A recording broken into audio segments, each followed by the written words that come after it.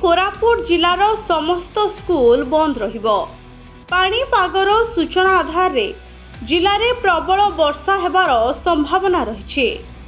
तेणु जिले में समस्त स्कूल बंद रहिबो, किंतु शिक्षक माने स्कूल में उपस्थित रहिबे बोली कहुଯାଇଛି।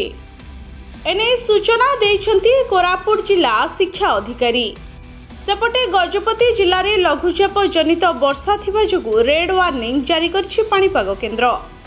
तेणु गजपति जिले में आज मध्य समस्त विद्यालय बंद रहिबो एवं ता सहित अंगनवाड़ी केन्द्र मध्य बंद रहिबो। एने निर्देशनामा जारी करछंती जिलापाल। बेसी काम नथिले बाहर को न जिबाकू परामर्श मध्य देइछंती।